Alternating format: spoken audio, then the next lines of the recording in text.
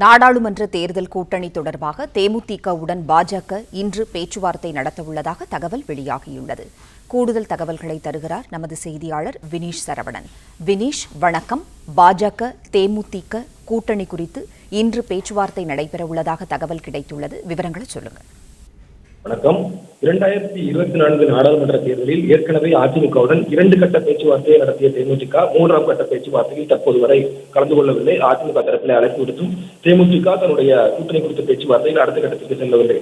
இது ஒருபுறம் இருந்தாலும் ஏற்கனவே பாஜகவுடன் தேமுதிக மறைமுகமாக பேச்சுவார்த்தை நடத்தி வருவதாக தேமுதிகவுடைய பொதுச் செயலாளர் பிரேமலதா தெரிவித்திருந்தார். அதன் அடிப்படையில் பார்க்கும்பொழுது நேற்றைய தினம் டெல்லியில் இருந்து வந்த மேலிட பொறுப்பாளர்கள் இன்றைய தினம் தேமுதிக பொதுச் செயலாளர் பிரேமலதா அவர்களை சென்னை சாலிகிராமத்தில் இருக்கக்கூடிய இடத்தில் சந்தித்து பேசியிருப்பதாகவும் முதற்கட்ட பேச்சுவார்த்தை நடத்த இருப்பதாகவும் தகவல் வெளியாகிறது.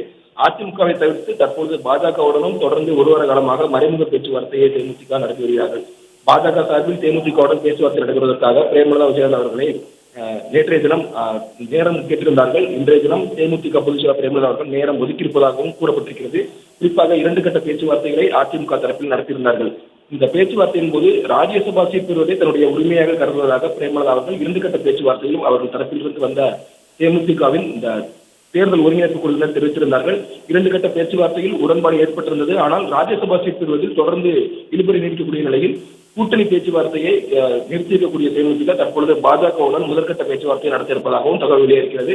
பாஜக தரப்பிலிருந்து நேற்றைய தினம் மத்திய அமைச்சர் கிஷன் ரெட்டி, அதே போல பாஜகவுடைய மேலிட பொறுப்பாளர்களும் சென்னை வந்திருக்கிறார்கள். அவர்கள் இன்றைய தினம் பிரேமலதா அவர்களை தொடர்பு கொண்டு இந்த கூட்டணி பேச்சுவார்த்தை குறித்து பேச இருப்பதாகவும் தகவல் வெளியாகிறது.